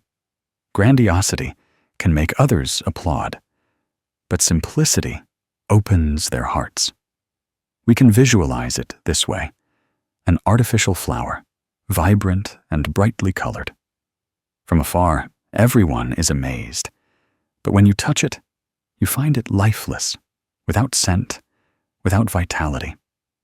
In contrast, a small wild flower, simple and unpretentious, but it has a subtle fragrance. When you touch it, it feels soft and intimate. People are the same. Words are the same. Sometimes it is precisely genuine simplicity that has more enduring vitality than anything polished. In the village where I once lived, there was an old man named Ba. People called him Old Ba the farmer. He lived his entire life connected to the fields, to the soil, to the trees. He didn't have many learned words, didn't know how to speak lofty philosophical words, and never tried to draw attention to himself.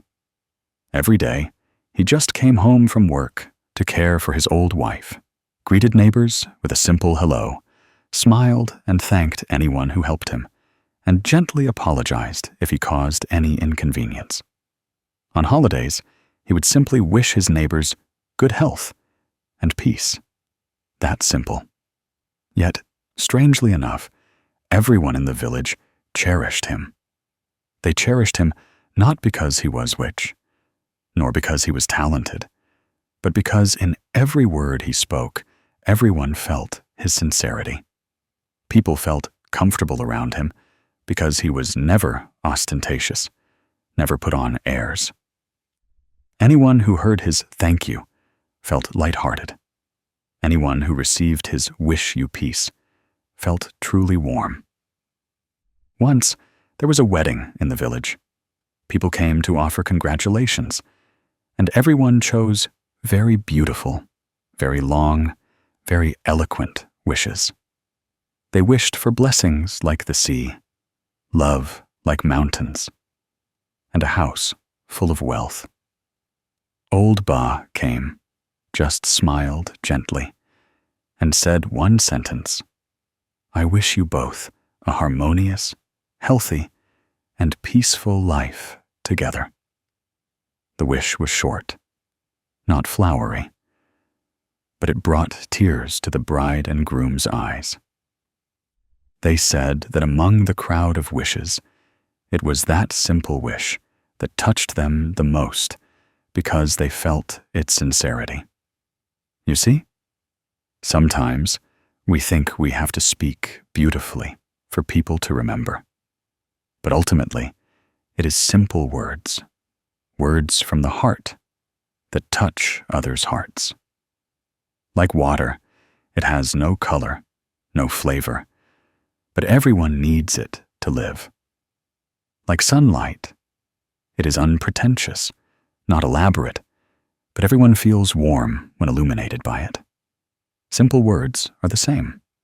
They nourish, they heal, they bring peace without needing to be loud. Reflecting, we realize that when the mind is clear, words are also light. When the heart no longer strives, words do not need to be exaggerated. The more one cultivates and understands the Dharma, the shorter the words become, and the deeper their meaning. A word of thanks can sometimes be enough to preserve a relationship. An apology can sometimes be enough to resolve an entire conflict. A wish for health can sometimes be enough to give a sick person more faith. In reality, speaking simply does not mean being superficial.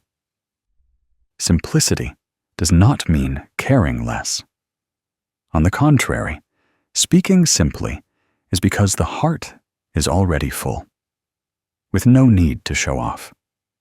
People often have to speak at length, speak flowery words, because they want to fill an inner emptiness. A person who is at peace needs only to speak little and truthfully to convey energy. If you want to practice living simply in speech, try a small exercise. Every day, choose 3 close people and say a simple sentence from your heart to them.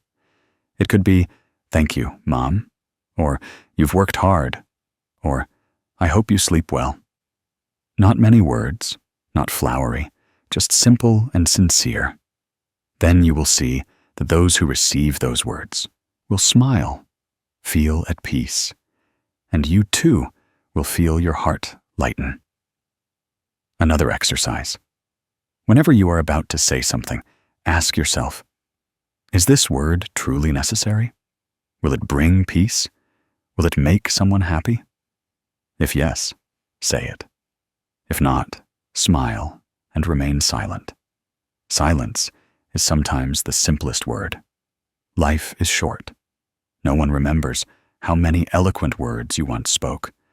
But people will remember that you once spoke to them truthfully. People will remember that they felt peaceful by your side. And you yourself will find that the simpler you are, the more at peace you will be. Therefore, the important thing is not whether words are polished, but whether they come from a sincere heart. Living truly, speaking truly, but knowing how to choose simple words, that is living in peace. And today's lesson can be summed up in one sentence. Simple, sincere words bring more peace than 1,000 flowery words. There's an old saying, words cost nothing, so choose them carefully to please one another. It sounds familiar, but the more we live and experience life's ups and downs, the more we realize that words possess an invisible power that can uplift a soul, but can also defeat a heart. How many troubles in life, how many difficult-to-heal wounds, mostly begin with words uttered at the wrong time, in the wrong place. And also, how much happiness, how much peace is nurtured by gentle words, full of self-love. Therefore, in life, talking a lot is not as good as talking little. Talking little is not as good as talking at the right time. And cultivating the mind is not enough. If the mouth still doesn't know how to speak kind words, then the mind is not truly at peace. Reflect. We open our mouths countless times every day. We talk to family members. We talk to colleagues.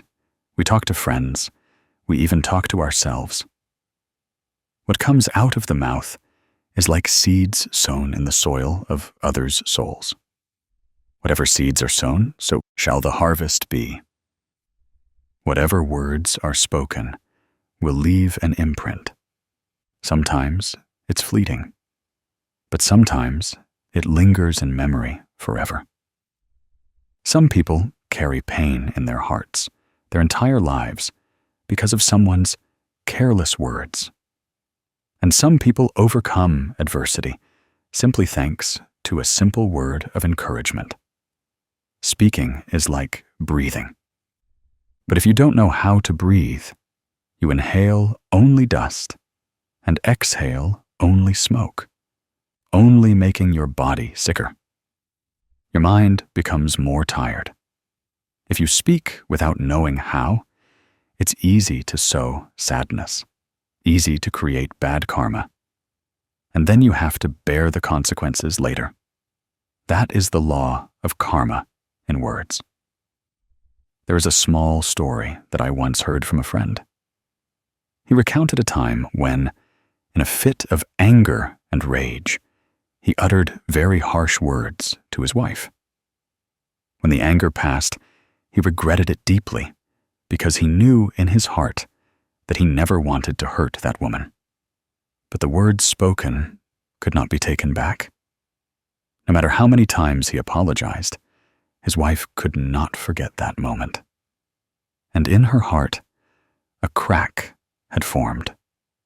Many years later, though their affection remained, their relationship was no longer as complete as before. Just one careless word had become a wound that never healed. From then on, he understood deeply that words are like arrows.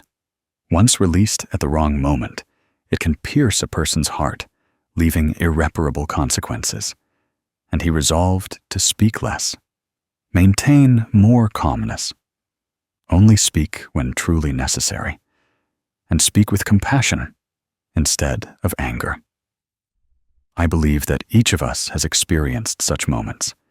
We say something in anger and then blame ourselves. We carelessly utter a judgment and then later regret it when we realize we didn't fully understand another's story. And then we ask ourselves, if only I had been silent. If only I had controlled myself, perhaps no harm would have occurred. But life has no if only. Once words are uttered, karma is sown. Therefore, the Buddha taught that the karma of speech is the root of all karma. Cultivation is not only in the mind, but must be in the mouth, because the mouth is the gateway through which the mind expresses itself. A kind mind with a harsh mouth is not completely kind. A mind that wants peace, but the mouth always causes trouble, means peace is merely a false name. Only when words are pure can the mind truly be at peace. To maintain kind words, first, we need to practice listening. Listen to others and listen to ourselves. Listen to understand, not to refute. Listen to feel, not to find opportunities to win. Many times, a person just needs us to listen, and they feel half their burden lifted. Many times, a person just needs to be understood to overcome suffering. But we often rush to interject, often wanting to prove our own correctness, forgetting that the person who needs to listen most is sometimes not the one opposite us, but ourselves. When we listen deeply, we realize that within us there are also many unkind words, many unwholesome seeds waiting for an opportunity to sprout. And from that, we learn to adjust, learn to choose gentle words to speak. I want to tell you another story. There was an old woman of advanced age living with her children and grandchildren in a modest family. Life's struggles made everyone easily irritable, easily exchanging harsh words. However, the special thing was that the old woman always maintained a smile and gentle words.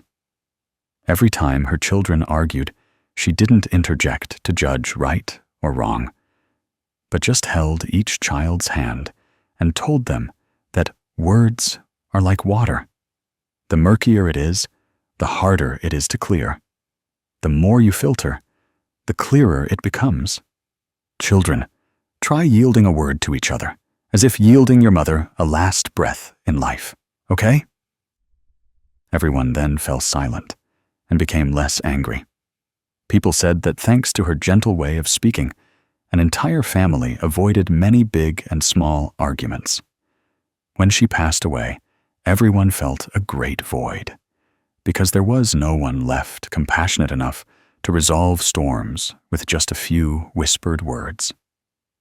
That story teaches us that kind words can keep a home peaceful, while harsh words can shatter an entire family. So, which do we choose? The choice is ours. To practice, you can try a small exercise. Sit down in a quiet space, close your eyes, take a deep breath, and exhale slowly. In that breath, recall a time when you made someone sad with your words. Don't avoid it. Don't blame yourself. Just look straight at it. Then, imagine what would have happened if that day, instead of saying those words, you had been silent or chosen a gentler way of speaking. You will clearly see that by simply changing your words, you could have changed the entire outcome of a story. After reflecting, take another deep breath and silently tell yourself, from now on, I vow to speak wholesome words, to sow good seeds, so that my mind and the minds of others may be at peace. If practiced regularly, this simple exercise will gradually become a habit. And once your words become wholesome seeds, you will find that the life around you also becomes much lighter. It's worth noting that speaking little doesn't mean complete silence. There are times when silence is golden, but there are times when silence is indifference. What's important is speaking at the right time, speaking when encouragement is needed, speaking when sharing is needed, speaking when stopping evil is needed. But how you speak is what truly matters. A very gentle sentence can be enough to make someone change, while a harsh sentence will only make them put up a protective wall. Choosing how to speak is choosing how to sow connections. Choosing kind words is choosing to sow blessings. Speak to sow blessings, not to sow harm. That is the wisdom of a person who practices cultivation through speech. When we practice living kindly and speaking wholesomely, our minds also naturally become peaceful. Because every kind word is like a cool stream watering the soul, preventing troubles from finding ground to grow. Every wholesome sentence is like a blooming flower in the heart, gradually dissolving anger and selfishness. And then, when we look back, we realize that life doesn't need to be overly complicated. Simply knowing how to omit one useless word and add one loving word is enough to change the world around us. Inner peace is not far away. Inner peace is right in every word we speak each day. So, in the end, what I want to convey is that talking a lot is not as good as talking little. Talking little is not as good as talking at the right time. And cultivating the mind is not enough if you haven't learned to cultivate the mouth. Practice being more compassionate. Practice speaking more gently. Practice sowing wholesome seeds from the very sounds we utter daily. Then, our minds will naturally be less agitated. Our lives will be less troubled. And peace will come to us like a shadow follows a form. I wish you, the listener of these words, enough wholesome connections to choose for yourself the path of speaking kind words, sowing blessings for others and for yourself. May you have a peaceful life, an open heart, and words as gentle as a cool breeze, so that wherever you go, you leave behind peace like flowers blooming along all paths of life. Paths